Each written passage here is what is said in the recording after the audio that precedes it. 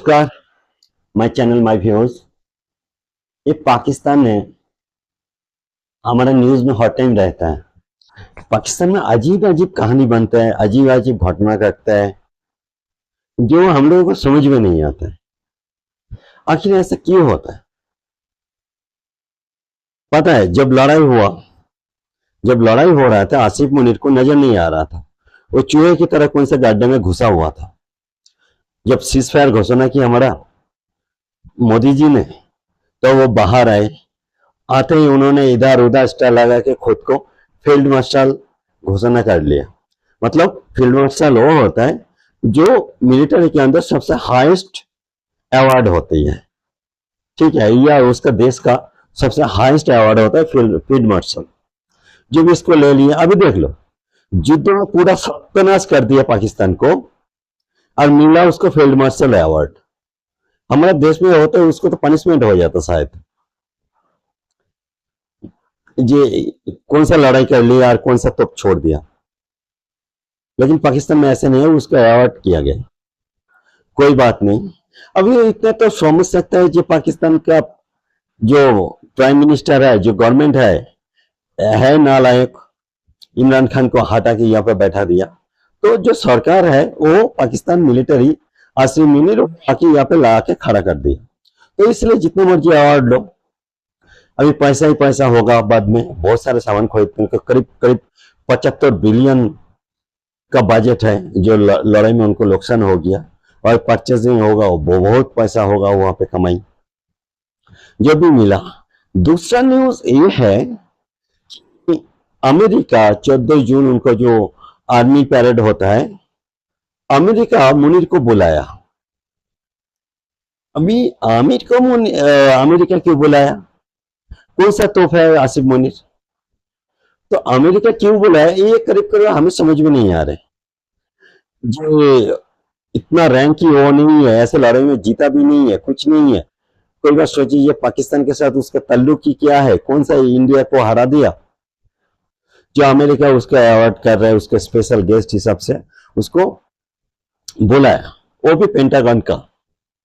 मतलब America security या defence जो ऑर्गेनाइजेशन है, तो स्पेशल गेस्ट हिसाब है। 14 जून उसको पैरेड डे है, आर्मी पैरेड डे, अमेरिका में उनको बुलाया। खास कुछ समझ में आपको भी ऐसे अवार्ड देने का क्या मतलब होता है, लेकिन कहानी क्या है पता है? इमरान खान हटा क्यों था? जिस दिन लड़ाई स्टार्ट हुआ यूक्रेन और रशिया, उस टाइम में इमरान खान रशिया में था और क्या बोला था, कितना खूबसूरत दिन है। मतलब मौसम के बारे में बातें कर रहा था, क्योंकि उसको लग रहा था वाह, एक पुतिन जैसे एक ग्लोबल लीडर के साथ मैं बैठा हूं तो अच्छा लग रहा है। लेकिन उस दिन अटैक हो गया, उस दिन से अमेरिका इसके पीछे, वेस्ट पीछे पड़ गया। जो हमें जब बॉम्बिंग मार रहा है, अब तुम वहां पे बोल रहा है क्या प्लेजेंट डे है। तो आ गया यहाँ पे। उसके पहले और एक बात किया था इमरान खान, जो तालिबान लोग चले गए उसके बाद लड़ाई में स्टार्ट हो गया, तो दोबारा उसको अटैक करने के लिए अमेरिका बोल रहा था भाई हमें एक ग्राउंड दे दो, कभी तालिबान को अटैक करना है तो। पाकिस्तान के कोई जगह मांग रहा था जहां पे वहां से अटैक करेगा अमेरिका तालिबान को। तो ऐसे चांस आ रहा था, तो अमेरिका तो छोड़ के चले गए अफगानिस्तान, लेकिन तालिबान को कंट्रोल करने के लिए उसको पाकिस्तान के एक लॉन्चिंग पैड चाहिए था जहां से वो तालिबान को अटैक कर पाए, मतलब अफगानिस्तान को। तो इस हालत में इमरान खान ये कहा था एब्सोल्युटली नॉट। अभी एब्सोल्युटली नॉट बोला, उसके बाद क्या हुआ, अमेरिका से प्रेशर आए मुनीर के पास। मुनीर सारे इमरान खान को सारे पकड़ पुकार के जेल में डाल दिया। उसके बदले में नवाज शरीफ का भाई को, शहबाज शरीफ को आके यहाँ पे प्राइम मिनिस्टर बना दिया। अभी हम लोग सोच सकते हैं आसिफ मुनीर की क्या मजबूरी था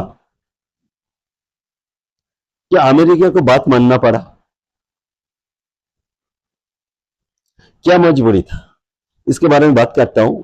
अभी जो लड़ाई हुआ हम लोग देखते हैं, जब हम लोग नूर खान एयरबेस में अटैक किया, पता चलता है अरे नूर खान एयरबेस तो पाकिस्तान के है ही नहीं, वो तो अमेरिका की है।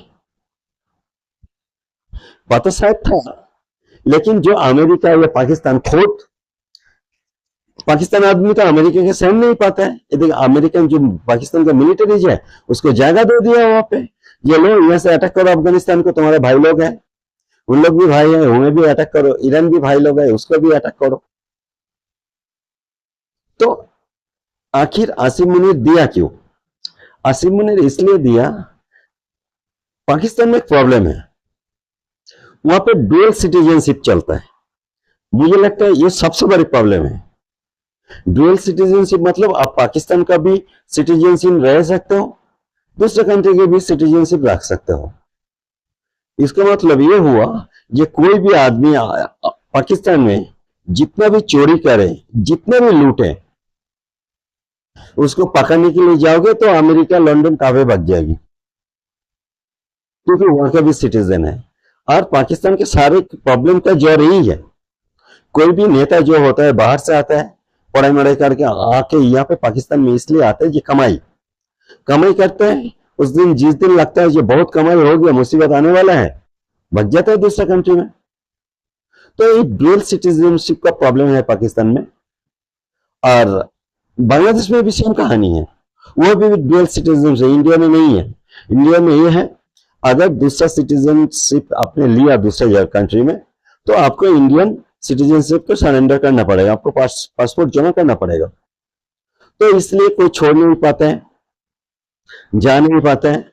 अगर पनिशमेंट हो गया तो यहाँ पे रहना पड़ता है, इसलिए हमारे पॉलिटिशियन लोग या आर्मी सारे भाई कंट्रोल में रहता है, लेकिन उस देश में है नहीं।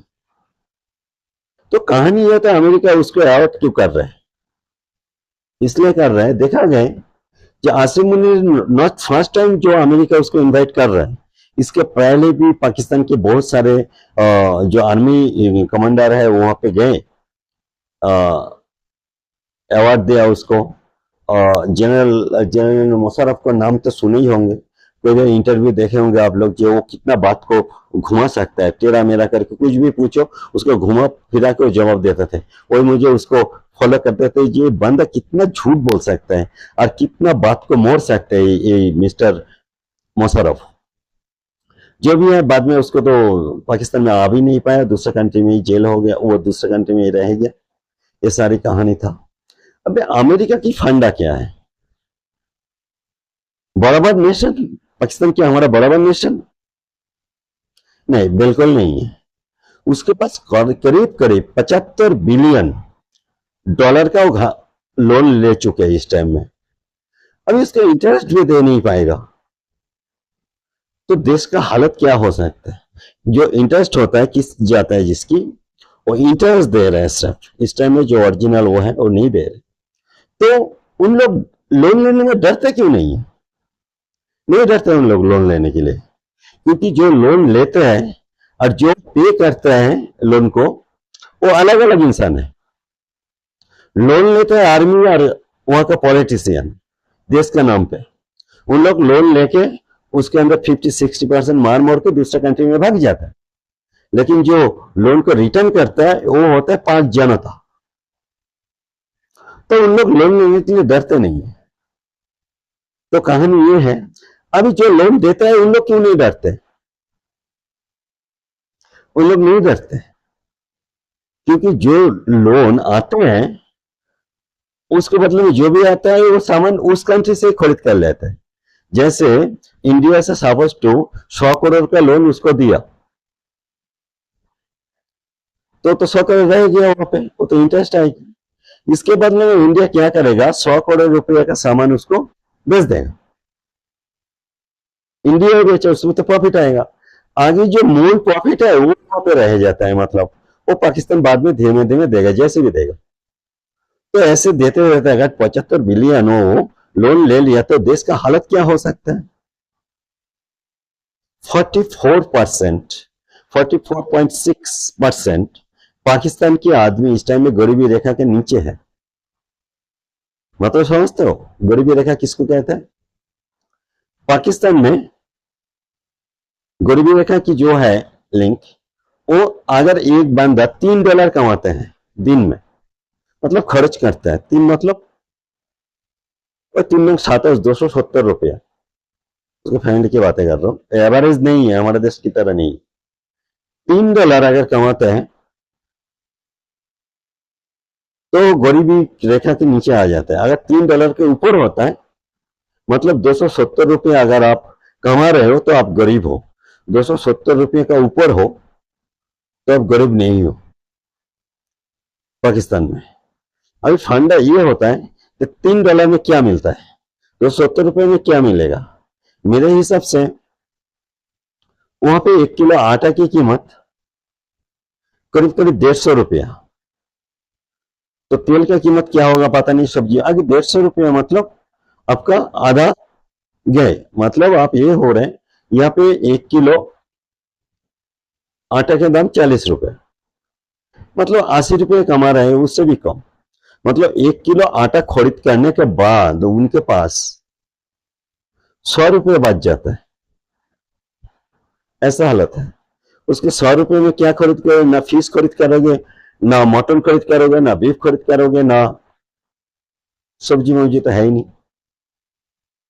तो मतलब कितना बुरा है, अगर देश का आधा पॉपुलेशन 270 रुपये कमा रही है और सामान की कीमत उतना महंगा, तो क्या खा रहे हैं उन लोग, क्या स्कूल का फीस देगा, कौन सा रोटी खरीद करेगा, कौन सा तेल खरीद करेगा, कौन सा साबुन खरीद करेगा, कुछ नहीं रह जाता है। मतलब जिंदगी कैसे बिता रहा है सोच लो आधा पाकिस्तानी। तो पाकिस्तानी अगर इस टाइम में उनको आधा पॉपुलेशन का हालत ऐसे है, और कुछ दिन बाद क्या होगा। अभी पाकिस्तान का कहानी क्या है, पाकिस्तान का जो पैसा वाले हैं, जो मिलिट्री का बड़े बड़े ऑफिसर जो है, जो पैसा वाले है, वो सारे पंजाब से आते हैं, उनका ही जोर चलता है पूरा पाकिस्तान में। अभी क्या हुआ, इंडिया क्या किया, सिंध जो रिवर है उसका पानी बंद कर रहा है, मतलब इस साल करीब करीब उनको पानी मिलेगा 20% कम।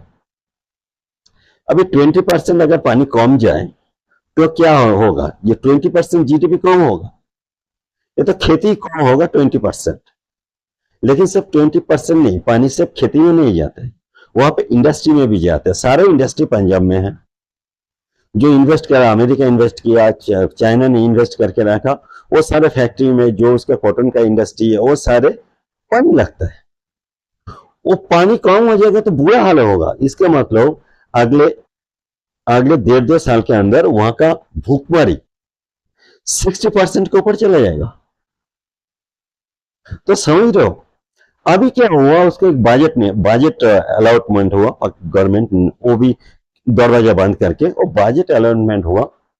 वहां पे क्या हुआ, 70% बजट मिलिट्री को चला गया, सिर्फ 2% बजट पब्लिक के लिए आया। अभी 2% बजट, मतलब सॉरी 70% बजट लोन का इंटरेस्ट में चला गया, 12% बजट मिलिट्री में चला गया, मतलब 82 हो गया। बाकी इधर उधर का जो बजट, इधर उधर जो गवर्नमेंट सैलरी वगैरह वो निकल गए। 2% जो है वो पब्लिक के लिए आया, मतलब हमारे घर के लिए जो बजट रखा, खाने के लिए, दवाई के लिए, वो सिर्फ 2% है, बाकी ऐसे ही चला गया। तो इसका मतलब ये हुआ, जो कुछ करोगे, कोई रोड, ब्रिज, हॉस्पिटल, ये स्कूल, कॉलेज कुछ भी बनाओगे, ये आपदा आएगा, भूकंप आएगा, उसके लिए पैसा कहां से रखोगे, पैसा है ही नहीं। इसका मतलब बुरा हालत है। अभी 12% जो मिलिट्री के रखा है इसमें तो होगा नहीं, उनको इंडिया के साथ लड़ाई करना है, और इंडिया से लड़ाई में जितना भी है उनको, तो उसके लिए पैसा कहां से आएगा, वो उसके लिए उधार लेगा। एक देश की इतना बुरा हालत क्यों हो सकता है। पॉलिसी मेकर क्या करता है, क्योंकि वहां पे पॉलिसी मेकर है नहीं, वो सारे दूसरे कंट्री में भाग जाता है, वो तो लूटने के लिए वहां पे आता है।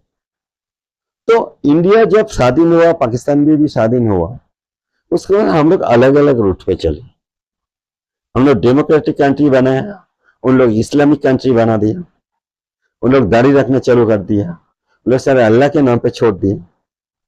अभी हम लोग आगे बढ़ते रहे, अभी तीसरा इकोनॉमी का आगे है इंडिया। कुछ दिन बाद देखा जाएगा कि हम लोग चाइना को कंपटीशन कर रहे हैं, जो भी काफी दूर है। हमारे कहाँ पे 4.5 ट्रिलियन है, उनका करीब 18 ट्रिलियन है, काफी दूर है, लेकिन देश में तो हो ना तीसरा में, और वो कहाँ पाकिस्तान में है। तो हर इंडियन जो है उनको गर्व होना चाहिए, ये वी आर इंडियन। हम लोग मोदी को गाली देते हैं, कभी राहुल गांधी, कभी सोनिया गांधी, सबको गाली देते हैं, लेकिन गाली देते हुए भी हम लोग एक अच्छा डेमोक्रेटिक कंट्री है, यहाँ पे हमें आजादी है गाली देने की। अच्छा नहीं लगे तो वोट मत दो, कोई मना नहीं किया, आपको वोट देने के लिए कोई रोका नहीं।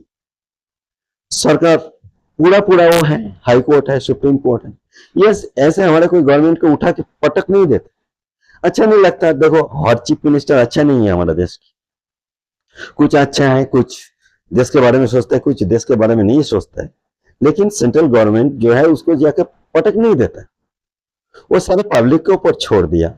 जो आपको अच्छा नहीं लगे उसको आप हटा दो, अच्छा लगे तो उसको रख दो, लेकिन पाकिस्तान में ऐसा नहीं चलता। तो ये जो जो पाकिस्तान में गए ना, पहले इंडिया में था उन लोग, तो हमारा देश शासन करते थे, मुगल था, उन लोग बहुत अत्याचार किया हिंदू के ऊपर, क्रिश्चियन के ऊपर तो नहीं किया खैर, तो सिख लोगों के ऊपर बहुत अत्याचार किए, तो वो बहुत पाप किया, और पछता रहे, भूखा मर रहे उन लोग। हमारा मुगल सम्राट की जो उसका बच्चे हैं, भूखा मर रहे हैं उन लोग। हर तौबा क्या खाएगा, दिन में एक बार खाना खाता है, रात में खाना मिलेगा कि नहीं मिलेगा कोई गारंटी नहीं। सारे सूखा पतला, पंजाब को छोड़ो, अभी पंजाब की हालत वही होने वाला है। उन लोग भाग रहे हैं यहाँ इधर से उधर, जे पांव पर रहे ये मोदी का या इंडिया की, जे पानी बंद मत करो, पानी बंद मत करो। मोदी ने बोल दिया पानी तभी देंगे जब पीओ के दोगे और जब टेररिज्म बंद करोगे, लेकिन कौन बंद करेगा, मर जाएगा लेकिन उन लोग झुकेगा नहीं, ऐसा हालत है। मतलब ऐसे कि इंसानियत है ही नहीं वहां, जानवर बन चुका है पाकिस्तान। आज इतना था जी, नमस्कार, फिर मिलेंगे। अच्छा लगे तो शेयर करना, सब्सक्राइब करना।